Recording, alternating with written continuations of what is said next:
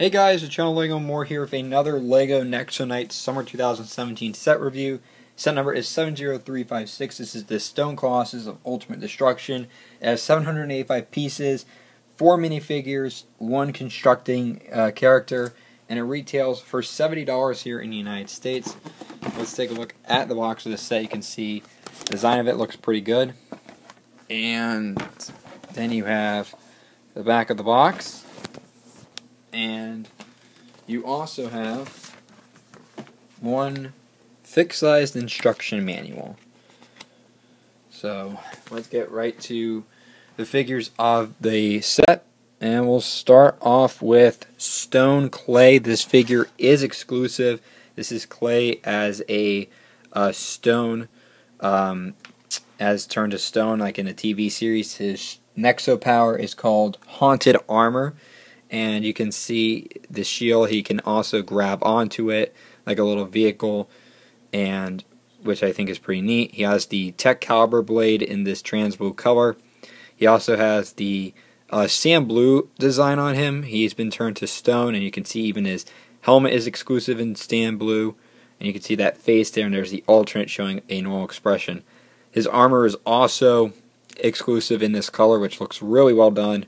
Love the stone design on Clay. Like I said, Stone Clay is exclusive to this set, and he definitely looks awesome. I think he's definitely one of the coolest of the figures. And then we also have a little bit of a little jetpack for him, so if Clay can control himself and not be evil, then he can fly out and viciously go out and fight the bad guys, which is pretty neat. Then we have our next figure up. We have Mace Halbert. And Mace here is also found in the Bot Drop Dragon this summer. Her mace uses the newer spiked circular brick piece in orange for the first time. And she has Commanding Shout for her Nexo power. So if we remove that, we can also see a bit of the trans neon reddish orange for her helmet. There's the face underneath, and there's the alternate face on her. And then removing the armor, you can see the better of the torso and back print on the torso as well. So there is Mace, and like I said, you do find her in a slew of the sets. Then we move on with our next figure, and that is, of course, Jestero. This figure also appears in the headquarters set, which is $20 more expensive, even though it's been going on sale a lot. And he does have Monstrix's staff, which has this pearl gold rocky shield piece. And you can see the malicious melting forbidden power on there. There's another forbidden power, which I will show you a little bit in the set. You can just see a better look at the printing on him. And there is his cape in black. There's the back print. And again, that face just looks very menacing. And you can see the alternate face, which is kind of similar to the one from last year. So there's Jestero. Of course, he became evil again thanks to the Cloud of Monstrix, who we don't get in this set. We also have a Brickster in this set, very similar face to the one in the headquarters set, which that one in the headquarters set is my mascot too, my icon for the channel, because I like the Brickster. So you can see this one has a little bit of a rock head on him. It's pretty cool. I like the design. And then we have our last figure up, and that is General Garg, and he is the general of the Stone Army. He's a gargoyle with all this nice black coloring on him. So his headpiece, his armor, shoulder armor, and his wings are exclusive in black, which looks really cool. He's got some printing on his legs, as you can see as well, and they're even faded on the bottom, as you can see.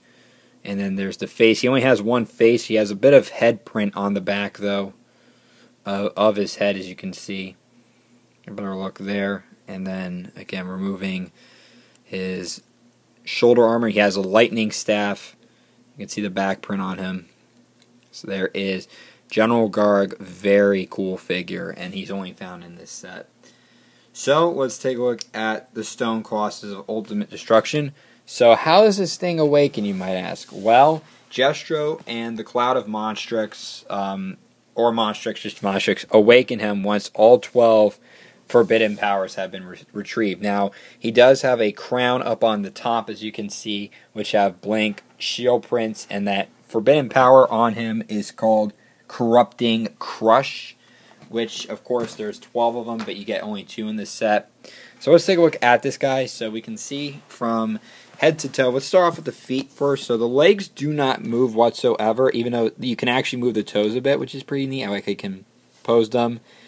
And on the other side as well, so you can see some nice like ice pieces. Just looking at the bottom, it's very sturdy built as well. And on the back of the torso, oh, that just took a part. This part sometimes falls off. I don't know why, but try again. There we go. That should stay in there now this time. So that one just gets loose all the time. So you can see there's a little sticker here in the back. We also have 2 jail cells in the back of the legs, which is pretty neat, even though it kind of takes away from functioning with the legs. But like I said, that's pretty much the reason why. And then you have some stickers also on the side, some mason bricks, some columns. And we have a little basket here in the back, and this is also where I put the Boulderons in the set, so you can see the Boulderons once I get them out. And there we go. Let's get the Boulderons out. So again, here are the Boulderons. We have this one that also appeared in the Heligoyle, and this one has an exclusive face print to this set, so that's pretty cool. You get some Boulderons. Nice to get more of those too, because they are army builders. So then you can see the nice wings, which have that plastic material on there. And then you also have the front of it with the roof, the wall piece, which has Jestero symbol with some stickers on there. You have the jaw, which uses a purple piece for like the turret. You have the open end of the mouth, which has a sticker. You have the tongue, which is a sticker. The eyes use these cheese slope pieces. And you can see there's also more movement in the back. So if you have right here a handle, once you do that, you pull this back, you can make the wings flap, which is pretty neat. I like that a lot. And even the mouth moves up and down, which is pretty awesome too. Then you also have some posability a bit with, I think you can pose the eyes a bit. Not really, I don't think you really can. I tried to. You can move the arms a bit too, which you can move the left arm. You can even pose the fingers too, like maybe make it like a fist or so. You can also see there's a sticker. And you can move this gear right here and you can make it look like he's throwing a bit of a punch, which is pretty neat. I like that. You can make him like throw a punch. So, and there's also a lightning bolt on each side. And over here you can also make him punch, and he does have the newer style wheel, which has a multi-stud shooter on there, so you can just fire off as such. And they shot me, of course. But like I said, the arms very fluid in the movement. I think the arms really do move a lot, though, so you can definitely move them a bit as you may. And again, just the crown just has the rocks on the top with some unprinted Nexo tile shields. So again, you can just flap away. And yeah, that is pretty much it for the Stone Colossus of Ultimate Destruction. So overall, $70 price point. I think the price per piece ratio is pretty decent. The figure selection is definitely one of the best parts about this set, because you do get Jestero in this form in a cheap way.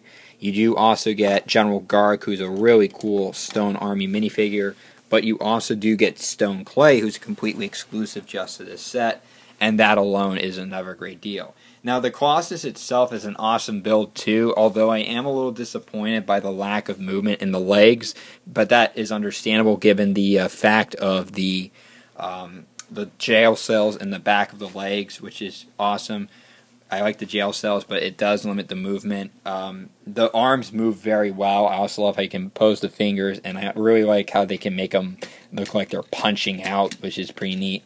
And the wings, I like how the jaws and the wings move at the same time when you're flapping on it. So it's a pretty good set overall, in my opinion. It does have its faults, but it's definitely one I do think it's pretty good and recommend. So let me guys know what you think about this set down below in the comments, and subscribe. Thanks for watching.